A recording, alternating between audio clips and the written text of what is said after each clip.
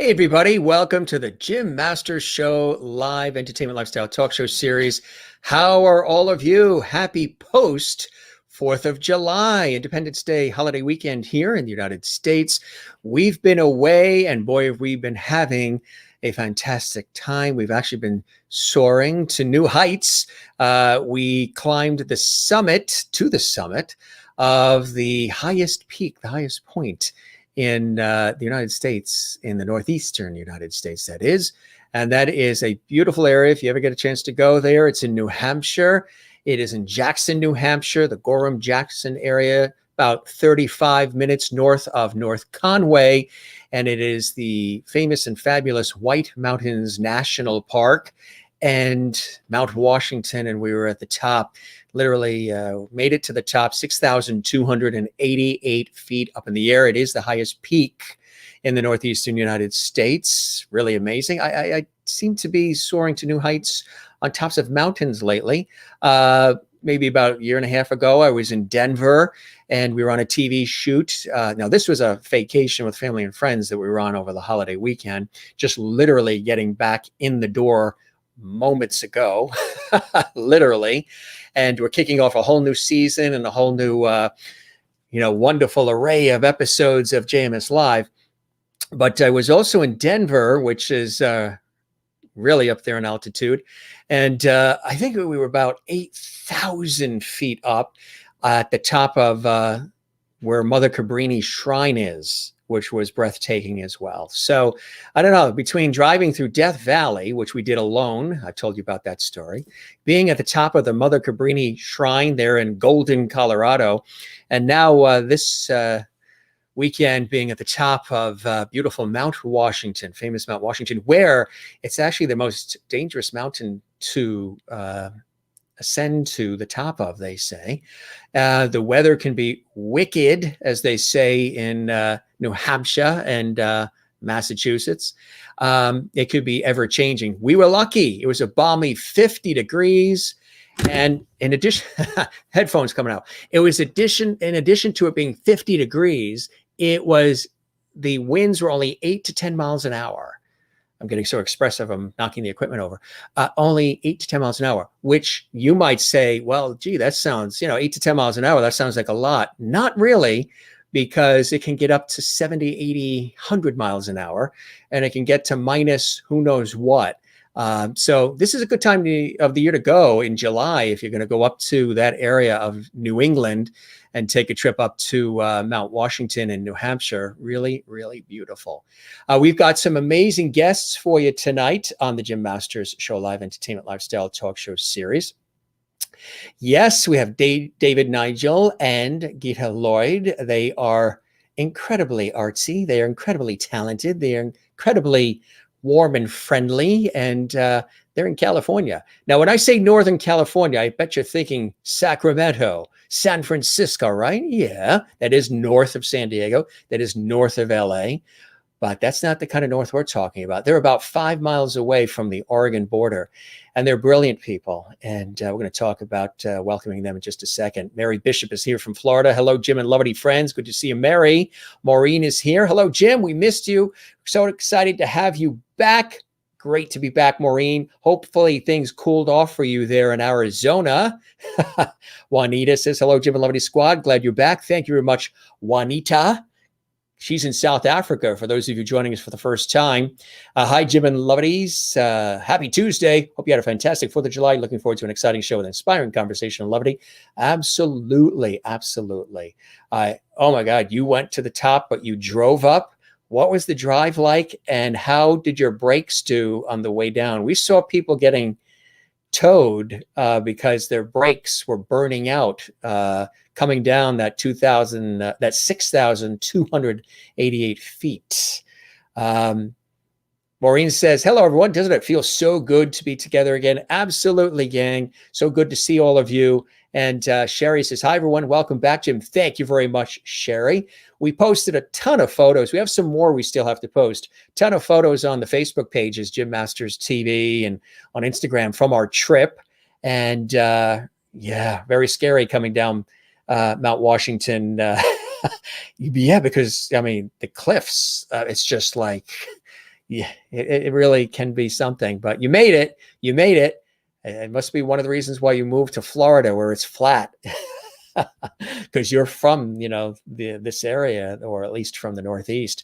Good to have everybody with us. And also, we're very excited to welcome our guests to the show, live and direct from California.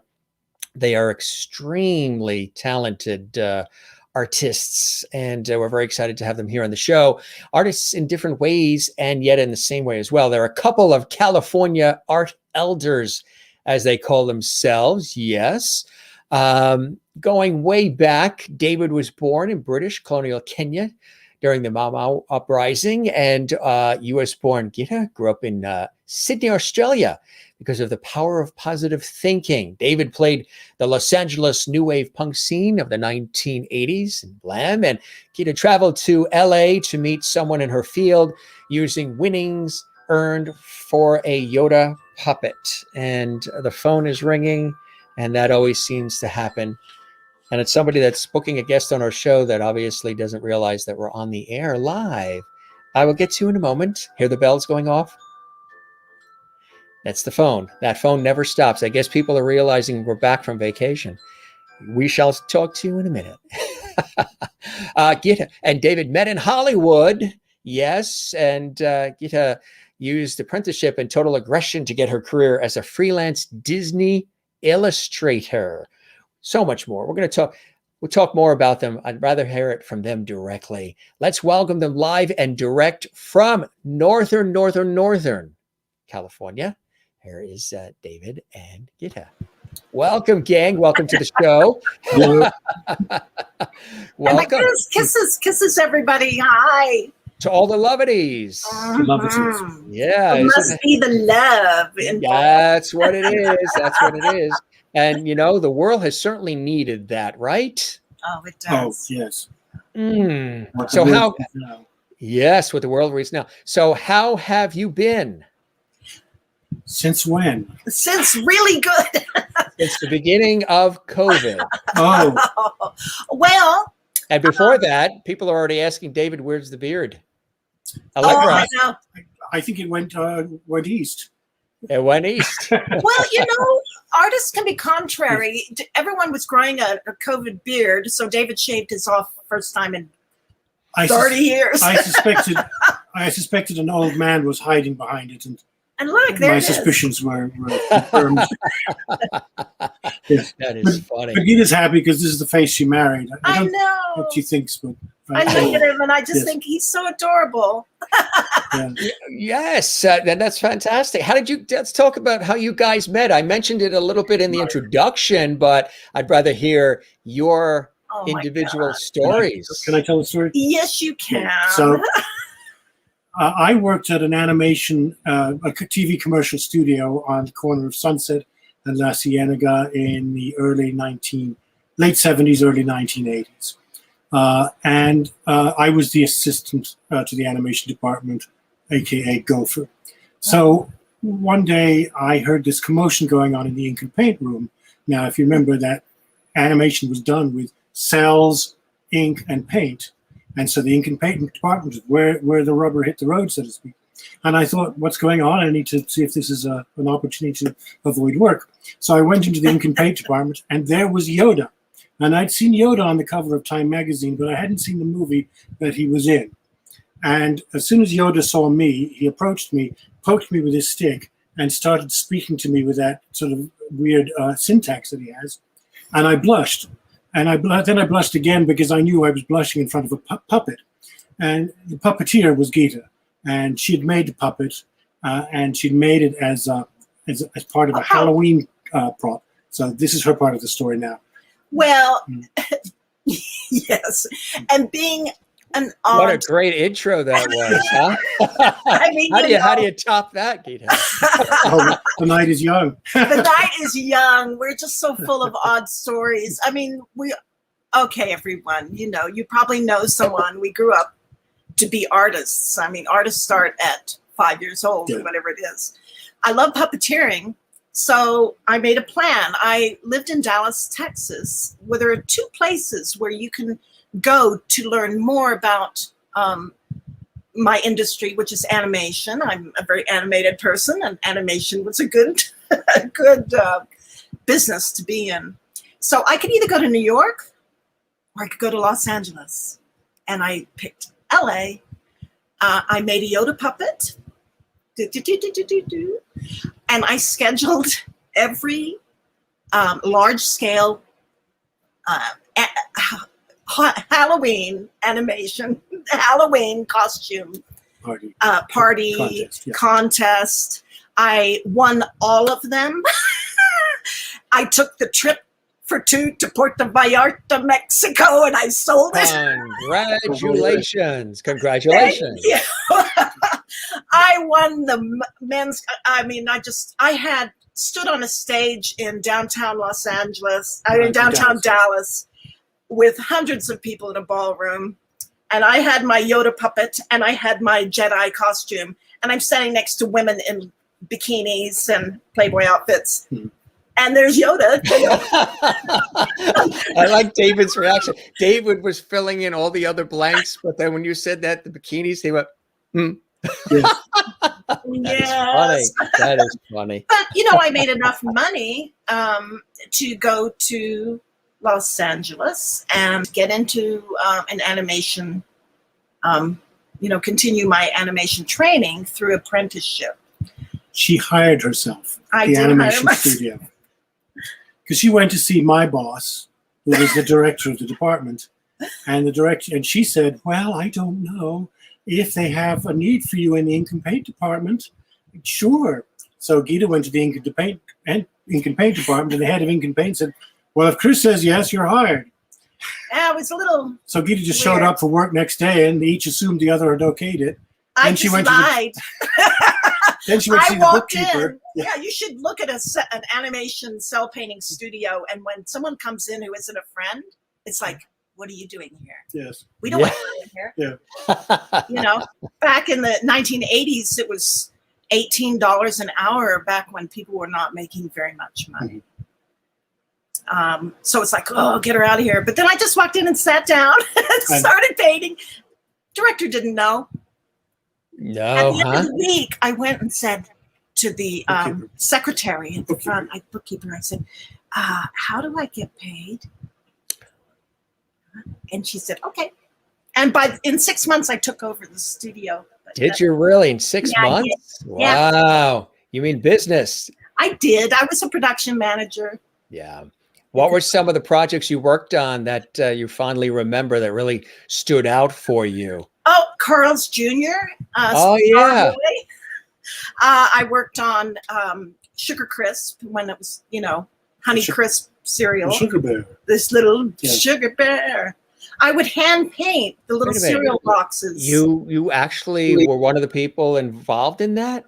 Yeah. Oh, yeah. Wow. You know how much of that we ate growing up? Yeah, I know. Well, TV commercials. And they took the sugar off. Right now it's just, Yeah. It's all TV commercials. What are some other ones people would recognize? Oh, gosh. Well, the company was Spun Buggy Works, and they kind of restarted animation as a popular advertising medium through Clairol, the Clairol girl. The Herbal Essence commercial. Herbal Essences. And I even have a cell still in my storage. I have such a storage. So many millions of drawings stored away. But if you remember, Raid. Yes. Bugs that walk around. I have a couple of those cells hidden away if anyone wants them. My archive. What else did you? We did the PBS wipe, where it's got the PBS logo and it goes wing like that, and the stars and things like that. Yes. Oh, really? Wow. Yeah, it's just a nice little thing. Very familiar. Do you remember the PBS? Oh, I know them all. Yes, absolutely. Yeah. I know how they're made. You know, pre-computer. Oh, it's all pre-computer. Yeah. Of course. Yeah. Now the computers take over everything. Do you like that? I do. Yeah. I really do. Now, I'm a lifelong artist. I know after many years and 500,000 drawings that I've done, I know anatomy really well. So early CGI is hard for me to watch. And having a trained eye, even watching Snow White, I can see the cells that are misplaced and flashing in front of my eyes. But the human mind can do anything. I mean, the thing with animation is Disney, Bambi, they were drawing wind by drawing this. Yeah. It's amazing. Yeah. Yeah. That's fantastic. Yeah. How about some of the things you're working on today? Well, actually, I stopped working on animation. I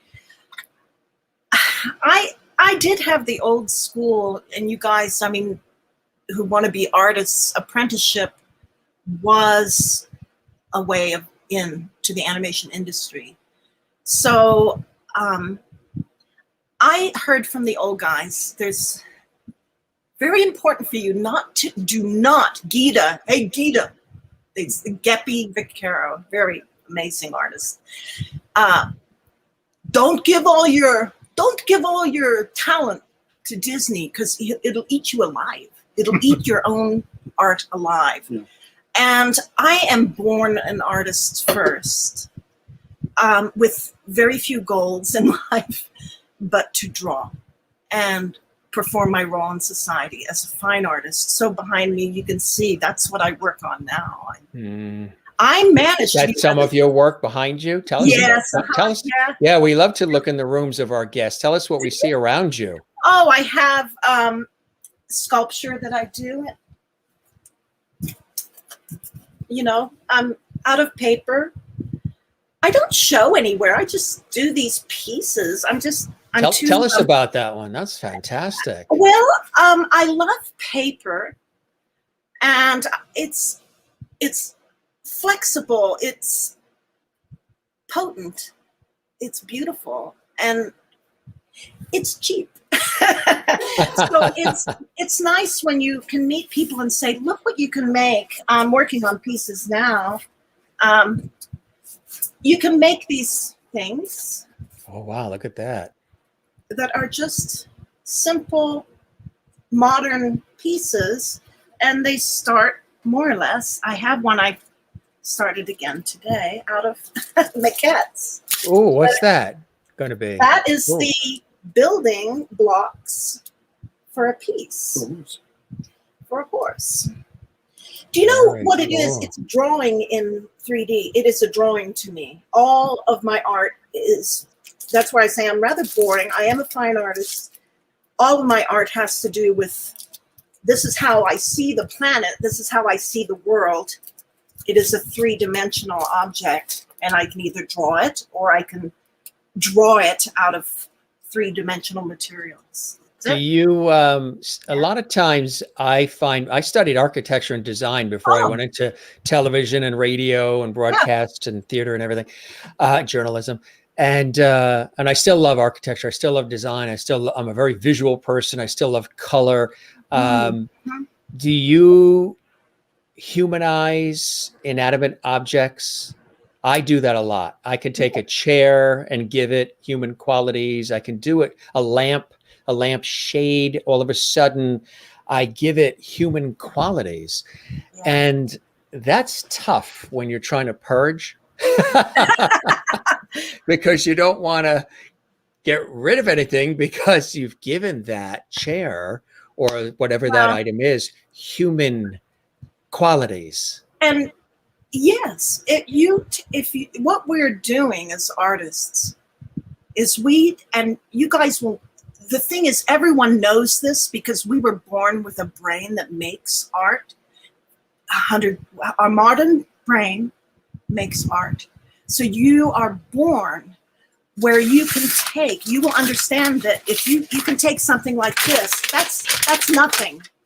Like you said, a chair, a piece of, it's nothing. But the minute that you turn that piece of paper into this, it has content that you love or can have passion about. You know what I mean? You love, so it becomes alive, and we transform. And there's so where much. is We all have a Zen places we go that are Zen. Um, there's several for me. Of course, nothing tops being with loving family and friends. I say that often. But in terms of locations on the earth, for me, it's always the ocean. Having been raised near the, on the coast here on the Northeast, the East Coast, and being within blocks of it now, the ocean for me is just really a very sacred, vibrant, powerful, larger than I am, beautiful place. Risky, dangerous, all of those other things too, but at the same time provides such incredible a source of spirit and a source of energy and a source of life. And I've been telling people during this whole pandemic situation, I said, go to the constants in life, go to the things, if you think everything is upside down and everything is all over the place and nothing, you don't recognize today from yesterday, go to the places, go to the things out there like nature, the ocean, that have been there thousands of years before us and will be there well after us, and surround yourself by the things that have a rhythm, a tide, a flow, a repetitive nature. The sun going up and down, it's going to do it today, it's going to do it tomorrow, it's going to do it regardless of what's going on in our world, it's going to keep doing that and remind you of some of those things. The ocean for me is a Zen. How about you? Oh gosh. I've always liked the desert. I've always loved the desert because things that show a footstep or a trail, and the ocean too. I have to be near water. I have to live in California where I know I'm just a few hours away from the beach. I can't think of living in the middle of the country. But you also said that the desert because there's less to distract your eye. Yeah, there's some cleanliness about it. Did you ever drive alone through it? I did. Death Valley, I did in August in like 100-degree weather, and it wasn't planned, and nobody knew I was doing it. And I was in a rental car, and it was like totally. Nobody knew. Didn't you read where it said you are not to take the car into Death Valley into August? All of it, right? All of it. Yeah. No water, no charged cell phone. It was ad hoc. It was just totally out of left field. And it was one of the most incredible things that I ever did. It was incredibly impactful. I was totally in touch with self. It's that long, I'm sure some of your listeners will have places where you can look for a long distance at amazing shapes and forms. Yeah. It was also the risk, the fact that I didn't plan it out. Nobody knew I was in a rental car. And I kept driving around this town, Pahrump, Nevada. After our TV shoot that we had there, I was actually interviewing this renowned oil painter. And when we were done, everybody wrapped up and then we had to, disperse, but I still had time before my flight was coming back east. So this rental car, it had a mind of its own. I was driving through Pahrump, soaking it all in, never been there before. And, I'm visual, so I'm soaking it in with my eyes. And every turn I took kept taking me to the entrance of that darn Death Valley. Yes. Somewhere I would never have thought to go. Yeah. And I would have planned it out. I would have let people know. I would have made sure this rental car was checked out and had water and charged cell phones. I had none of that. And I went in and it was a very in touch with self time. And there were three energies I felt very strongly: Earth, Mother Nature, and a divine coming together, guiding me through this risky adventure in the depths of August in this rental car all the way through and back Death Valley, something I wouldn't have just haphazardly did. It's the primordial West, as I like to say. West. You just beseech your lucky star and it'll work out for the best. Exactly. To quote myself. Yeah. I have to ask you about Pahrump. Is West Coast Live still broadcast out of Pahrump? Oh, yes, right. I think so. Was that Art Bell? Yes. I worked for a Clear Channel radio station, and cool. Art Bell was at night, coast to coast. Yeah. Clear Channel owns one of my paintings. Do they really? I do. Now they're iHeart. Yeah. I do live events.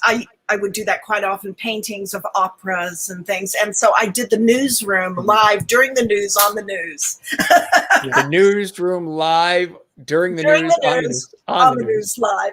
I painted a big canvas because I love jumped that. like a wild person, you know. I love it. That's fantastic. Yeah. Yeah.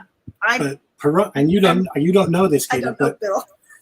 no, this show I'm talking about, that's the inspiration for the song I was mixing today. Oh. Which is it's Bell Cooper's it's called Tim Lane, and it's like an imaginary show of West Coast Live. Yes. And I've got Tom Brass, who was the old radio announcer from Wairika. He plays the part of Art Bell, and he's interviewing Faye Cooper, who may have killed her husband, but really the aliens abducted them. Yes.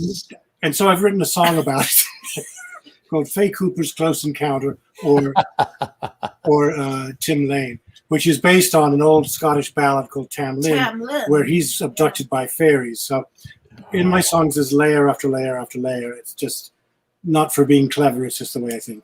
Let's talk about your background too, David. You have an illustrious background in music and so much more.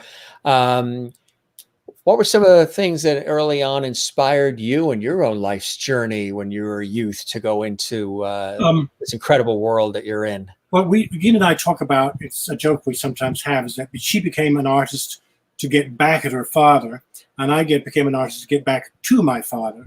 Her dad wanted to be a Disney artist. He was what they would call in Australia a rat bag. And so part of Gita's impetus was to do what he failed at. And I was born in Africa. My family split up, and I adored my father, and I wanted to get back there. So I was attracted to odd, strange places, and odd, strange music was, to me, a pathway in my subconscious back to Africa, where he was. So I was attracted to odd music, and what fulfilled that need was that my stepfather helped form a Record Club of America. And so we had a spare room in our house that was filled with weird music. And I would pillage that room from time to time for my little suitcase record player. So there was folk music from all over the world. There were field recordings from Java, from Peru. There was underground folk music. There was weird fringe jazz music records in there, electronic music, wailing songs from the 19th century, cowboy outlaw ballads, sheep shearing songs. And this all resonated with me as a world of music through which I could travel. And if I could travel, I could get back to Africa where my father remained. I had no idea that this is what I was doing. It was just my knack of music, but that's what attracted me, and that's what made me go the extra mile, because no one in their right minds would choose a life in the arts. So none of us, when we begin, are in our right minds. We're all trying to prove something to somebody that doesn't need to be proved. And then at some point, we realize that, and then we say, well, wait, why don't I do something useful, like become a teacher or an artist? Or you say, yeah, but look what I got, and you go forward. So for me, it was, hey, look what I got. I'll go forward. I'll continue being a musician. Any kind of sense? Yes, that makes a lot of sense. Absolutely. And great sources of inspiration along the way. What would you consider one of those early opportunities for you that really got you known in certain circles that then allowed you to be propelled? It's funny you should put it that way, because I used to ask my grandfather, my stepfather's father, who was a historian, if he was famous. And he said to me once in a very thick German accent, "I am known in certain circles." And I thought that was better than famous. So I've always wanted to be known in certain circles, right? Yeah. So I don't know how it came about. I probably have a house full of fans all around the world that could come and listen to me, but otherwise they're just spread out all over the world. India, Japan, Italy, Greece, and here, and Canada. Yeah. It sounds like our audience there internationally, all around the world. Yeah. I know you guys are out there. Yeah. I started my career in the new wave punk scene in Los Angeles. And then I didn't go completely deaf, but didn't get rich either. And so that was, not rich, not deaf. Okay, let's go. Juanita's in South Africa, and she says, David, have you been back to Africa since? No, I would love to. I would love to. I'd love to go see where my house was, but it, you know, the address is all with the old colonial names, and they've all got new Kenyan names now. So, but we're hoping to find it. We'd like to go. But as soon as I got to California, it reminded me of East Africa, and so California became, I suppose you would say, my Zen place. What was the reason and or attraction to California? And was California within the United States first, or were there stops in New York and other places that led to California? Well, as I said, Canada. when my family split up, my parents split up, we left East Africa for England. My mother remarried. We ended up in Holland, Germany, briefly in Switzerland, and would go back and forth to England. But then he worked for Mercury Records the famous producer of my mind is gone. Anyway, there were some very famous people that were friends of the family. Yeah, Quincy Jones is who I'm trying to think. Oh, yeah, Jones, absolutely. Yeah, he was a young American band leader who also worked for Mercury. But they transferred him to, of all places, Richmond, Indiana. So we moved to Richmond, Indiana, where Mercury made some of their records. We moved then to Pennsylvania, which I loved, York, Pennsylvania. And then when we moved to California, I suddenly realized I'd gone home. I was probably 17 at the time, and I didn't know I was looking for home. What was it about California that sort of mimicked home for you? Because East Africa, where I lived, in Nairobi and around there, that's a mile high. So the climate is like it is here. Yeah, it's hot in the day, cool at night, but not unbearably hot. You've got rolling grasslands like you do here, and you have acacia trees, whereas here you have oak trees. Right. The soil is red, not golden. Brown and golden here. It's golden here. So many of my memories are black and white. So if you've been there recently, you probably would wonder what I was talking about. But a child's memory, it was very similar to me. And California was like Sydney to me too. So it's the temperatures and the plants that grow here are Australian plants. I was so happy to see so many eucalyptus and bottlebrush, and we love California. It is a golden state. And as I mentioned, you guys are in northern California, not far from Oregon, which is a very beautiful area that most people think of, Sacramento, San Francisco, south to San Diego. Yes. Tell us about the area and how that area, geography, topography, all of it influences your work for both of you. And it does. Well, I'll tell you about the area, and then you can say how. I have a painting here that's about the fires. So I just did. It's mostly forest and high chaparral. The main feature of where we live is Mount Shasta, which is 14,200 feet high, and it towers over everything. It's a volcano, and it's not due to erupt till 2086 at the earliest. So I think we're fine. Have you been watching the volcano in Iceland? I haven't. We've been watching the fires in California. Go on YouTube and take a look. 6,000 years it hasn't erupted, and it's been extraordinary every day, intensely since March. Really beautiful, and it hasn't done it in 6,000 years, and it's letting loose in a prolific and very profound and beautiful way. I mean, now there's drones and there's capabilities to be able to get swooping looks at the volcano and all the lava flow in ways we've never seen it before. And I've been really hooked on it and watching it because I love nature as well and natural things that happen, weather as well. Just watching it really, really just reminds you that, there are things in this world that are way bigger than we are. And sometimes we get so wrapped up in the little picayune things. And then this volcano erupts in our lifetime that hasn't erupted in 6,000 years. And just this visual beauty of the earth opening up is unreal. So we've got volcanoes all on the eastern side of the county, which is Siskiyou County, which is designated a frontier county by the state of California, because you can't get there is the motto for so many things. We have the smallest population out of a county that takes 6 hours to drive across and 2 hours maybe up and down, we only have 44,000 people here in the entire county.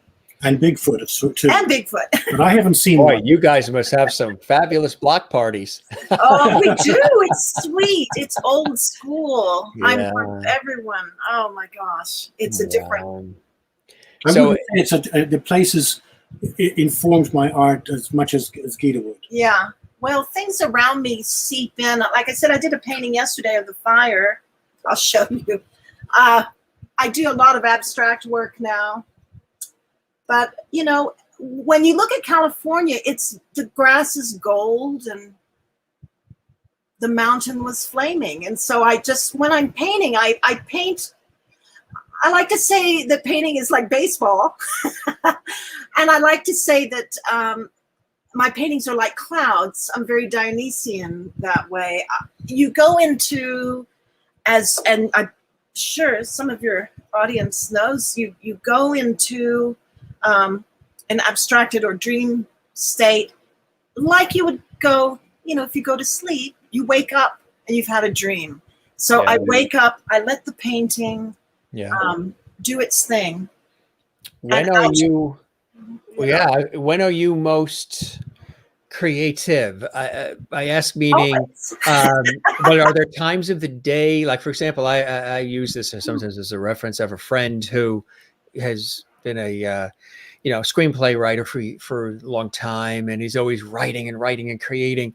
But he's in New York. He's the most profoundly creative when it's like 3:30 in the morning and the house is quiet, the phone isn't ringing, there's no texts, there's no emails, there's no pressure of life, there's no responsibility, and everybody's sleeping. And he'll wake up out of his sleep and he'll go right to his then typewriter, now computer, and sometimes even play off dreams that he's had and just start going at, and he's the most creative in the quiet and the still of the night. How about you? Is there a time where it's a little bit more juiced for you? There really isn't. I've done my 500,000 drawings, so I know I've read the book that is myself, and so when I approach a piece, I know how to approach.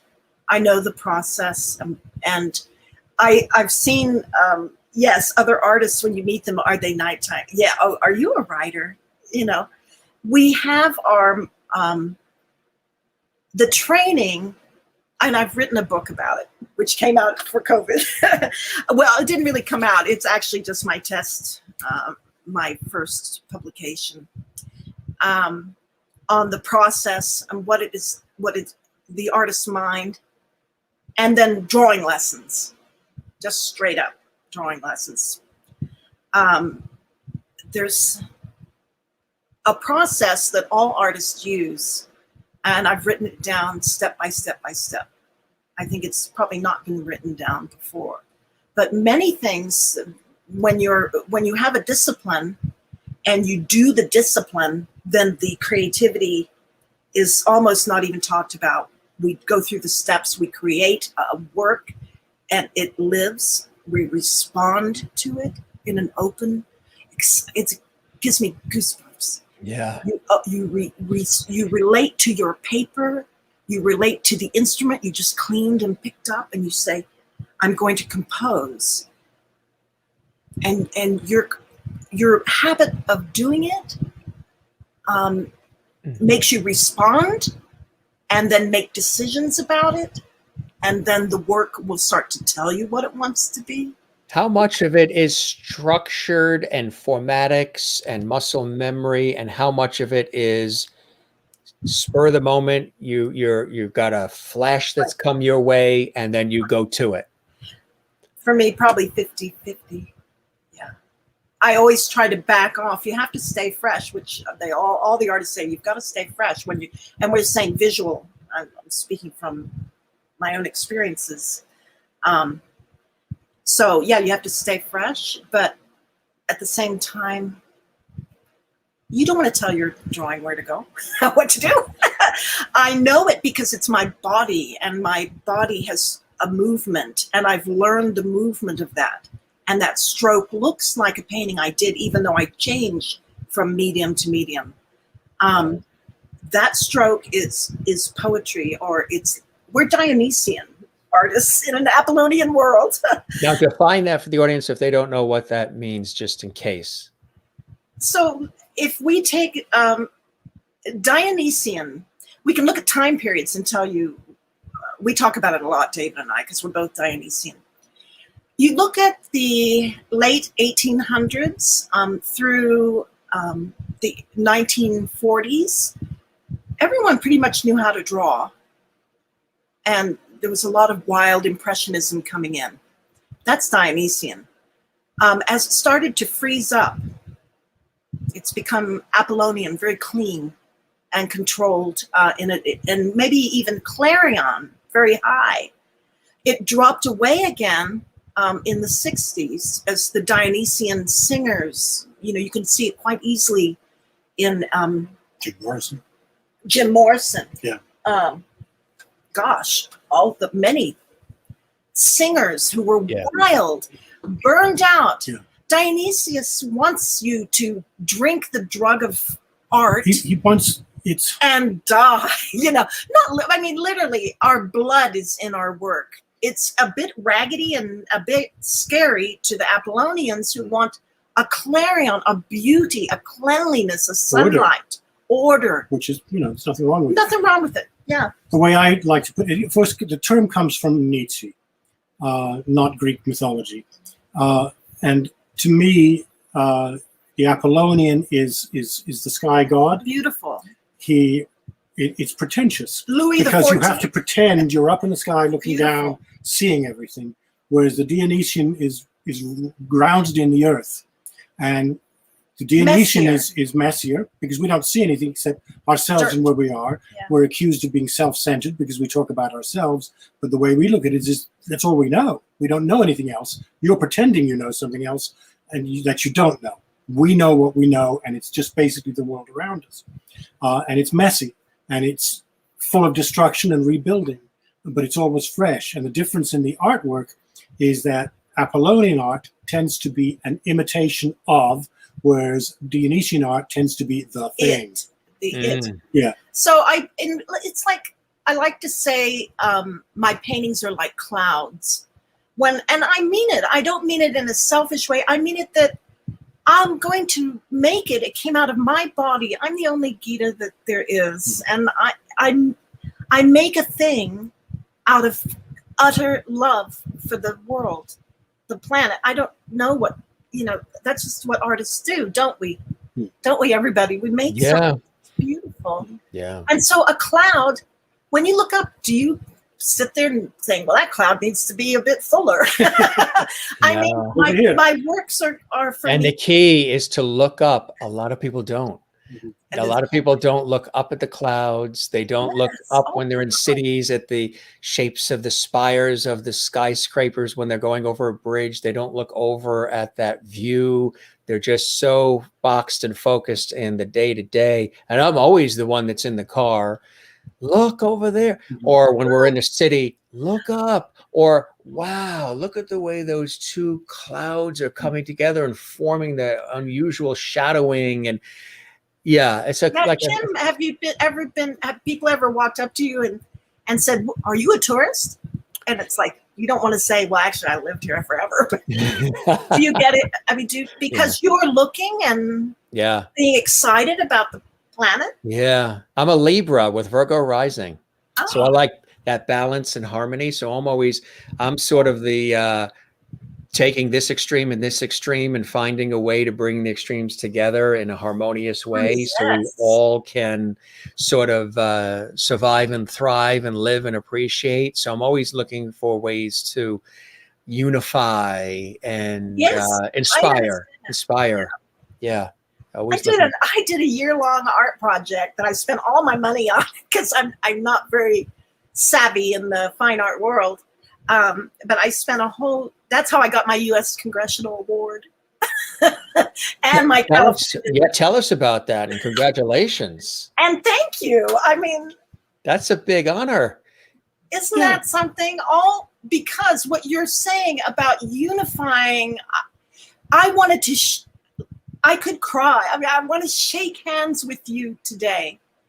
And I want to show you what a painter does. And so I had an idea. I would go to all these different places, socioeconomic, different peoples, car racers, the powwow, the opera, the symphony. And I would do paintings of all these different, the mariachi kids. Just in Bakersfield. In Bakersfield. I spent 1 year doing a painting project where I painted 4x5 foot canvases live. And I even did a sports arena. Oh, yeah, hockey game. I did a hockey game with thousands of people watching me paint a giant painting. I've never even seen a hockey game before. I tell you, yeah. What, like Cezanne had said, I make of myself a plate on which to bring in and reflect what's around me. Impressionism isn't quite what people think it is. It's a drawing in and a giving back. That's all I know how to do. I just can't figure out other things. But it's wonderful to have met all those people. My goal was to get them all in the same room at the show, to meet each other as well. Yeah. And to understand the magic of creating these works. You're an observer of life and of people too, aren't you? I am. I definitely am. Well, you have a role to play, right? As an artist, I'm alive now. You know, my mother sits on my shoulder, but I'm the one that's here. My grandmother and the ancient times, ancient artists, we've all had the same story. We've all told the same story. And then I'm here now to create. And who's going to come after? Well, we want to, you know, we want to be happy and inspire them, don't you? Yes. People have asked me, you know, of roles that I've had an opportunity to play over the years, what is your favorite? And I said, my favorite role to play is Jim Masters, myself. I know. That's my favorite role. Of you. Very my favorite role to play. I think you're a Dionysian. I think you are. You eat and drink. I throw wine every now and then on the ground just because I'm happy. You know? Yeah, I like that. Well, you know, like the Greeks. Yes, that's right. There's a little bit of wine to be spilled. Absolutely. You know, I was. Now, you're from Yorkshire, though. The Masters family, they hail from Yorkshire. Yeah, they came in from. I'm not sure exactly. I just know the Yorkshire part, and then I know on my father's mother's side, that's Irish. They came from Ireland. They all settled in New York City and then spread out from there. Yes. And my mother's side is English, Swedish, and French. Oh, what a nice, good mix. You know, I mentioned Death Valley. Yes. You guys had some Death Valley experiences of your own, I see, huh? We did. We created a baby there, but we won't tell anyone about it. She probably doesn't even know. Well, and then she does. She doesn't know. Well, she does now if she's watching the Jim Masters show live. I even after we gave birth, I took the coyotes a little snack. We went back to Death Valley. Yes. It's a magic place for us. That may top my Death Valley story. I mean, we would never ever go there in August. That's insane. Now that would be a tough. That would be a tough one. Look at this shot I got. Oh, now there's some stories there. Okay, that's David. Oh, that's from the feature film. We've done films. Shakespeare's Plan 12 from Outer Space, which was based loosely on the premise: if Ed Wood had made a Shakespeare film, what would it look like? And we did 12th Night. So I played Festi, the jester, who's the only unfunny character in the play, and this is Malvolio, who I think was the best Malvolio ever. And that was Frank Doubleday, the late Frank Doubleday, who was notorious for being Ramiro or Ramirez in Escape from New York. He was in all those Escape from films, but he's a master actor. He teaches acting. He taught acting. He was extremely funny and fun to work with. So that was about 10 years of our lives, because GITA did all the production artwork for it, and I did music for it. I acted in it, and I helped write extra poetry, because Shakespeare's his poetry wasn't quite up to snuff. David's, oh yeah, the extra poetry is hilarious, which you can hear in Twelfth Night. Yeah. Who is this gentleman? Oh my gosh. That was my adorable husband. And wait, he's adorable now. I was going to say, still is, right? He still is, I know. So that was my first good guitar, and I still have it. I played the punk scene, and I'm very vague. I mean, I'm intellectual, but I'm also very vague. I mean, I loved a book called Rock from the Beginning by Nick Cohn, and I had an electric guitar. I had a Fender Stratocaster. So my theory was, well, I might as well become a rock star. You know, it was as stupid as that, right? And ADHD. I have ADHD. And one day my mother flew down from Canada, and she said, I have $500. We're going to go shopping. And I said, well, for what? I said, we're going to get you an acoustic guitar. And so she bought me that guitar, and it sounded good then. And it's just a Guild D25 mahogany sides. And it sounds sweet now. And look at that hair. Yes, yes. I did. Thick, and there it is, and full. It's alive, I think. It's alive. I always wanted David to have hundreds of female fans. Yes, hundreds and hundreds of them. Go for it. Well, the Loveries are watching. I know. Gosh. Oh, the titar. Or the strumpet, it's called. Or strumpet. That's what I played in Twelfth Night. It's an unplayable instrument, but that's what I played. In Shakespeare's Plan 12 from Outer Space. Wow. Yeah. Look at that. Oh, well, See, I became a musician too. And I'm playing the charango. And handmade in Bolivia. Handmade in Bolivia. In Bolivia. Yes, I love to play and sing. It's fun. And plus, David, with his ADHD, it's another way to communicate with him. Oh, yes. Aside from kicking me under the table. Yeah, besides. Under the It's like, hey. Nope, yeah. Well, it's a beautiful instrument. It's a beautiful instrument. So you guys balance each other out beautifully. We probably balance each other, right? Yeah. We each wish the other one was an accountant or a lawyer, but yeah. I think we do balance each other out. We needed each other. That's it. Yeah. Look at this. And through thick and thin, there's my book. That is the cover and back cover to the book. Centered drawing. I really discovered so many things at the end of my, working at the end of my life, because I'm self-taught, but also through apprenticeship. I didn't go to art school. Art school is useful. But part of it is that I felt like artists have worked alone too long. I have discovered that there really is, my book has 64 artists and conversations with them throughout the book. It's an easy read. It's not like, I don't like to read that much, but it has quotes and conversations between artists from throughout history. And it's very moving to me. Gauguin had said it's important for the artists who have created a link in the chain that is art. And I've created that chain, and now I just wish people could understand that they can all draw. Everyone can draw. It's just... The book has 3 facets. Yeah, it does. One is it's just an instruction manual, because people were asking GITA, her students, can you recommend a good drawing book? And we'd say, sure. And we'd go out to the bookstores and we'd look at all the drawing books that are there, and they all seemed wrong. And this is not to boast that nobody knows how to draw but us. No. Because at the turn of the century, the end of the 1800s, there were a lot of really good drawing books available. They're out of print now. So that inspired GITA to say, okay, I've got to teach people how to draw the right way again. So that's one part of it. The other part of it is what GITA's talking about, this dialogue between her and artists of the past.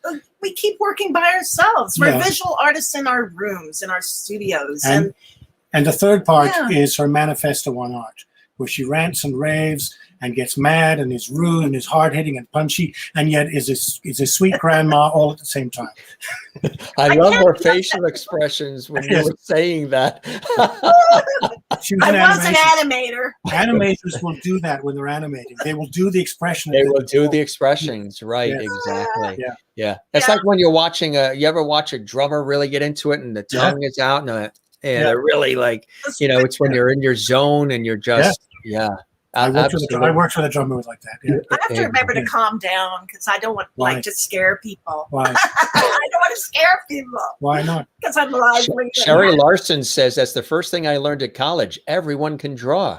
Yeah. Yes, Sherry. Oh man, everyone can draw. It is. I have a drawing test. You want Allegra to says, lovely to see your faces, Gita and David. Allegra. Oh. Austin Field says another wonderful show. Thank you very much. Yeah, so you have a drawing test. I have a drawing test. You guys, let's all take it. And I know something. I know we have natural intelligence, and we talk about that in the book. We have an ability, and I'll show you why. Sometimes doctors say they can't, and I kind of believe them because they'll say, look at my writing. It's like, But here's all you have to do. If I draw you, I'm going to draw you 2 circles. Okay? And we take a look at those circles. Here I'm drawing some more, and I draw another. My circles are very good now, darn it. Okay.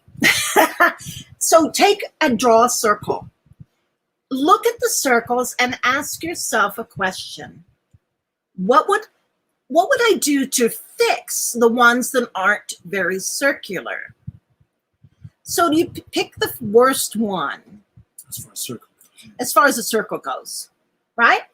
And that's probably this one. That one doesn't look good. So then I correct it. Ta-da. What would you do to make it look more like a circle? Well, I would to make it more like a circle, I would add to the bottom here and try to make it look more like a circle. Well, you've just performed everything you need to perform to be able to draw.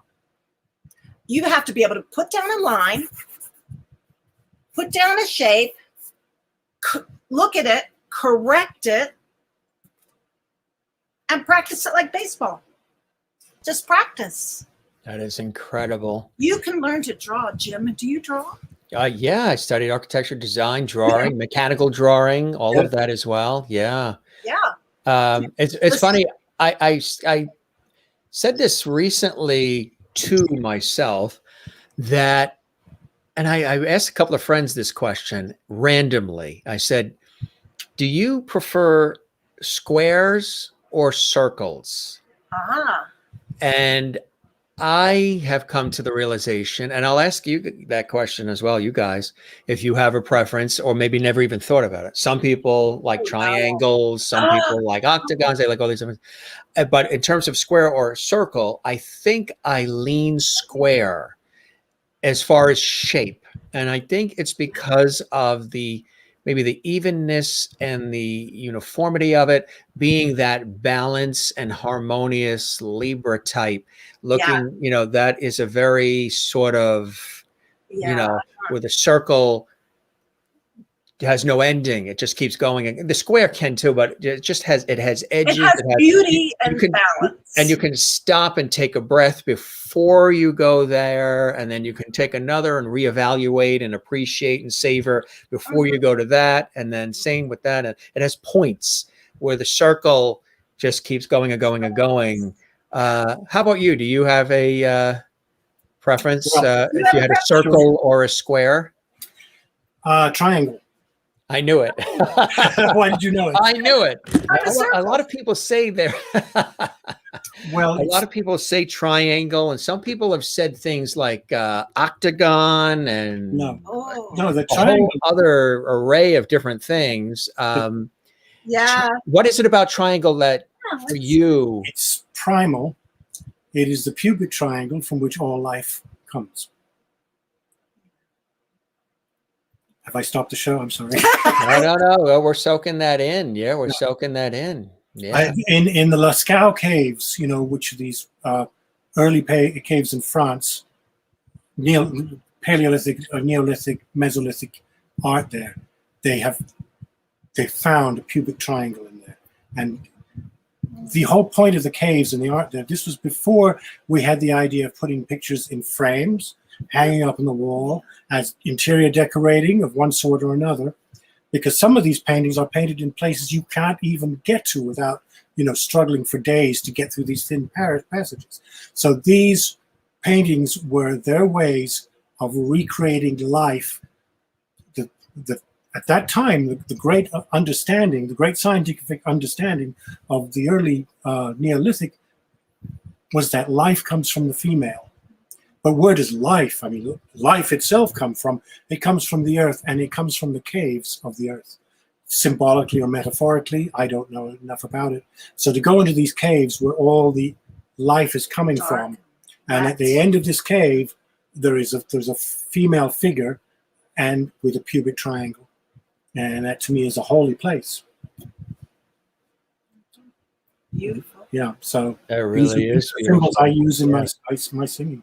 Other than that, the circle, also the spiral, because the circle is sometimes one is going around in circles, and one needs to spiral out or in so that you're still going in a circle, but change is happening. So I bet to the left of this screen, you probably have a slinky. There's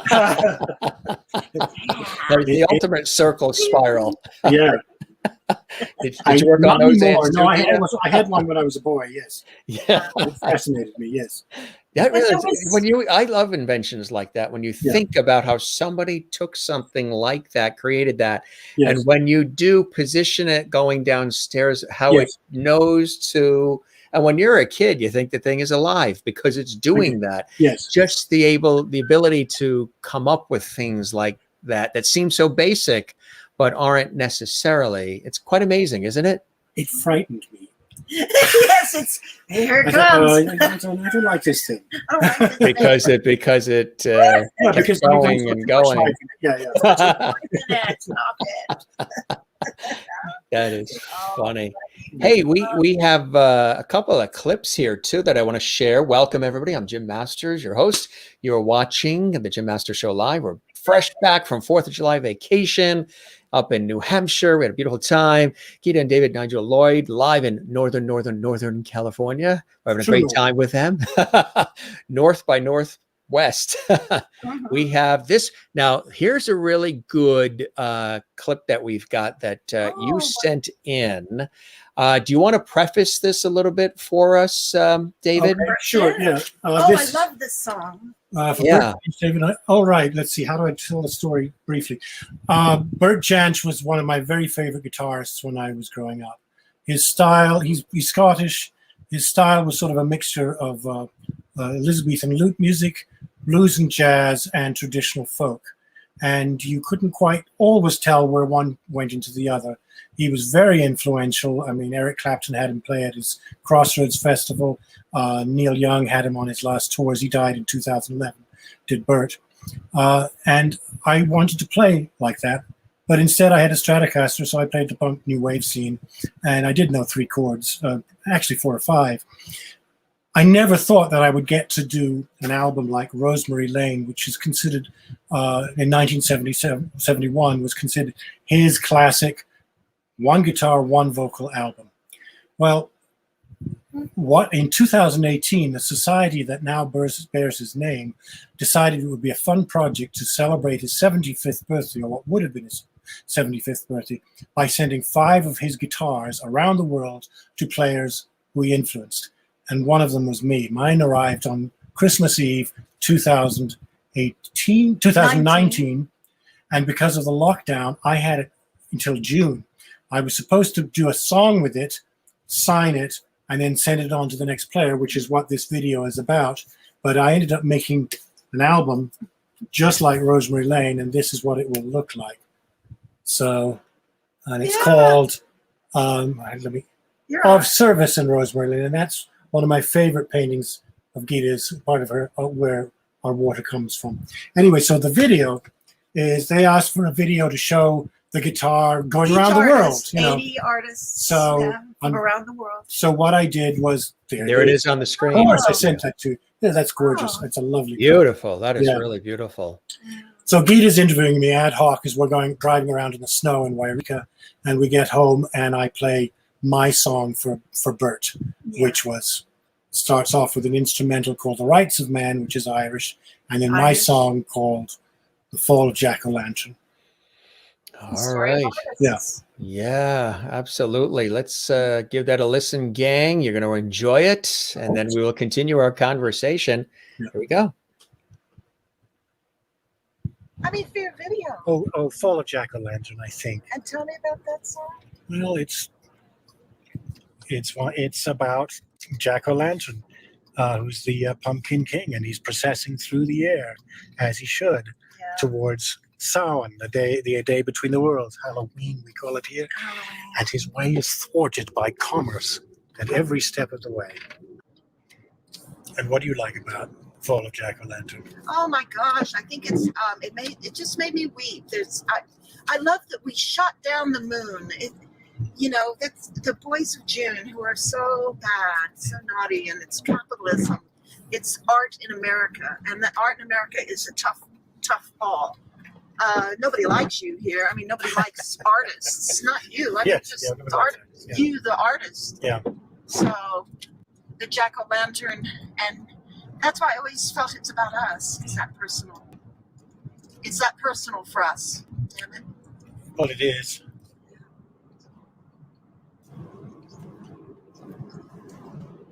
You're the true queen. Jack is true queen. Yeah. It's our story, but it's the story of the world. Yeah. And it's always been this way with artists at times, but it's hard. I kind of wish we had the experience of being loved for our work. Like it seems like maybe Italians or the British who love the blues singers, and there's so much to love about the ancient arts combined with the modern role of the artist. Yes. Go do it.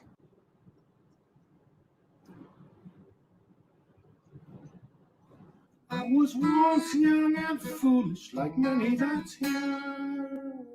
I am fond of night rambling, I'm fond of my beer.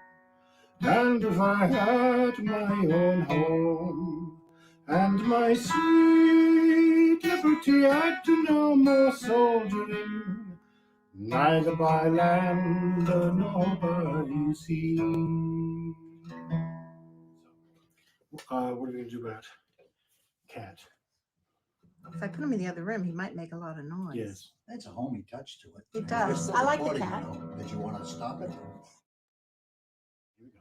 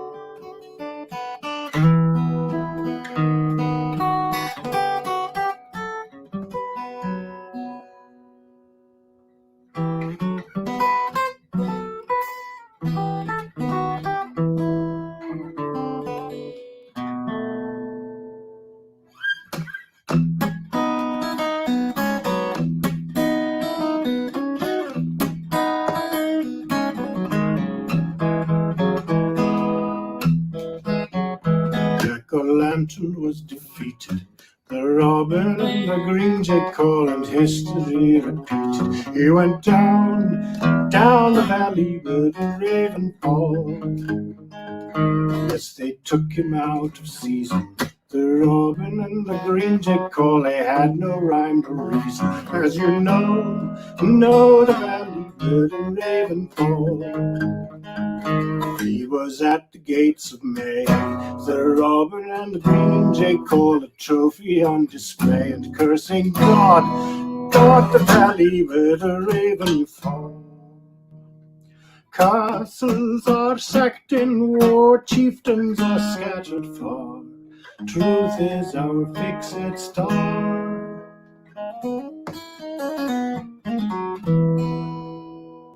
Yes, it was the boys of June, the robin and the green jay call, who shot that silver moon that summer's night, night the valley where the raven called.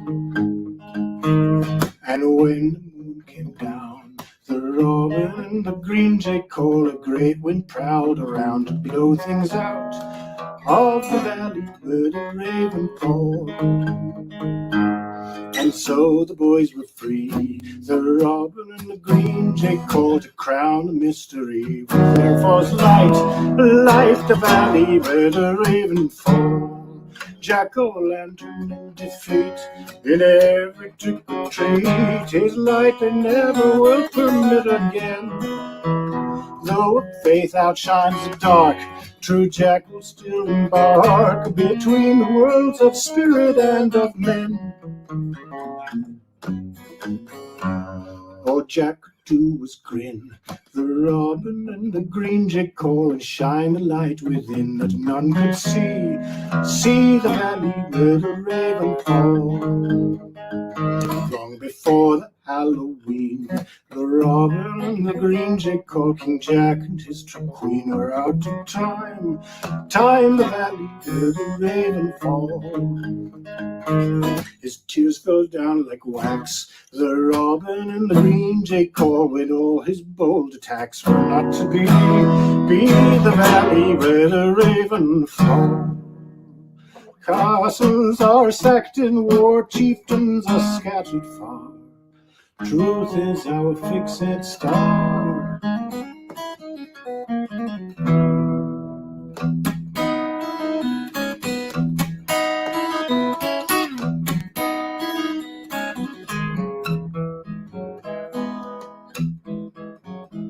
Since no one sold or bought him, the robin and the green jay call, the portcullis of autumn would not rise, rise the valley where the raven fall.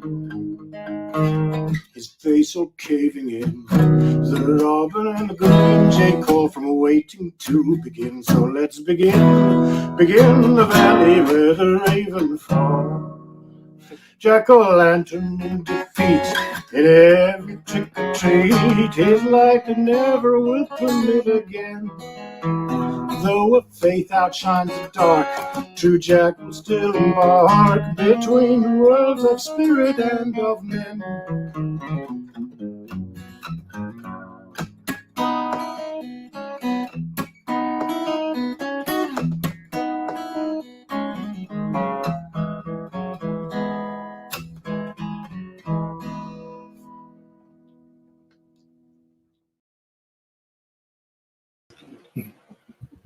Very nice, my friend. Yes, yeah. I mean, that's really, really beautiful too, and so beautifully done. I also want to make mention that you guys are very involved in giving back too, not just through your exquisite art in the individual and collective ways that you do it, but also just the community at large. I mean, you guys designed and integrated and delivered successful migrant education programs for several summers in a row. Tell us about that. Yeah. For about 8 years. I worked for the Arts Council of Kern, which was an interesting job because I couldn't administer my way out of a brown paper bag, but I understood artists very well. And so it actually was a good job for me. And my job was to get arts back into California curriculum. At that, I failed. But we took arts to a lot of children throughout a county that's larger than Belgium. And that was Kern County in Southern California. And one of our best clients was the Migrant Education Department. And they ran programs. This would be children of migrant workers. And they have a special education system because they may start the year in Fresno and end up in San Diego because of their parents traveling. So it's designed to meet that need. And in the summertime, we'd have summer sessions, and the director of the program always wanted the arts in there. So at first, I would hire hundreds of artists that I knew and send them all over the county. But after a while, when I lost my job with the Arts Council because of budget failings, they always hired us. So GITA and I would go down. Well, first we lived in Bakersfield, but we'd go down to Bakersfield, and I designed a music program that fitted into the theme, which was biology or something like that, or astronomy. And GITA would do the same with art. So, and we each had a van, a driver, and a crew, and they took us all over the place. Of college students. It was a blast, you know. And we'd sing for these students. And I'd sing old Scottish ballads, and I'd learned by that time. At first, I thought, how does that relate to these kids, these Hispanic kids? A story is a story is a story. And when one sister is jealous of the other and throws her off a cliff, any kid relates to that. So, so it all that was never a problem. And once I had kids who had just come from Mexico, and as soon as I walked in, they stood up, because that's what you do when a maestro comes in. And that was very interesting cultural experience. And they didn't speak any English. And my pidgin Spanish, it got hilarious. Anyway, but we did these marvelous programs that was so much fun for us to do with kids all through the county. And writing VAPA standards, visual and performing arts standards, for the state of California, and we did it. Where the horses that that go to the school? Where the zoo? Where the kangaroos the animals coming to instead of the field trip? Instead of the field trip to the zoo, here comes the kangaroo. Here comes the kangaroo to your classroom. That's not us. A teacher as such, but we know who and what we are, so we could write oceanographic themed scientific. Art came before science.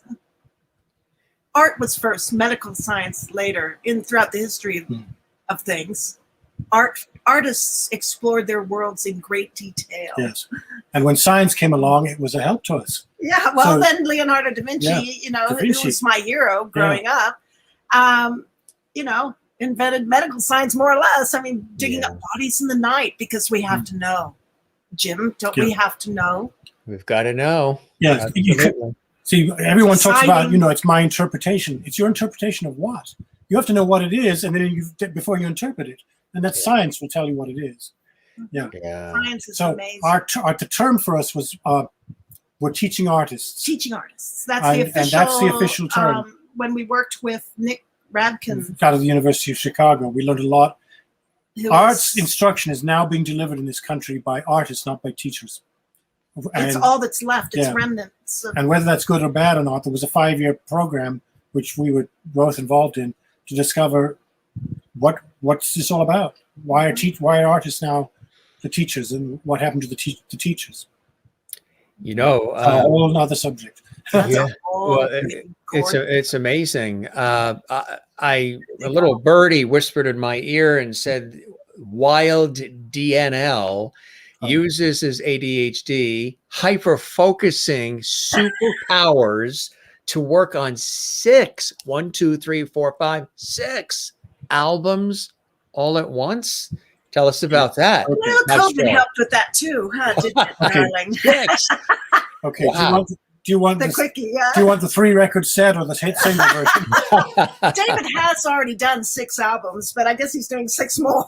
One of which was Celtic Album of the Year for Celtic Connections. It's Celtic Connections, which is a radio. Yeah. I don't know if you can see that. Lovely. Oh, Celtic Collections. Yeah. That's terrific. Anyway, so. Yeah. Congratulations. Thanks. I was having a chat with a great California flamenco guitarist, Michael Olson. We were planning when we were going to get together again and jam. 2 hours later, he was dead. He had a massive heart attack. A few days later, in my head, a voice kept saying to me, "Finish your work." And I knew what it meant. It meant these 2 albums I'd begun 45 years ago and never finished. With this 1 album I began 20 years ago, I never finished. And the 2 albums I'd not even started, but I knew I should have started, of recent songs, only 20 years old.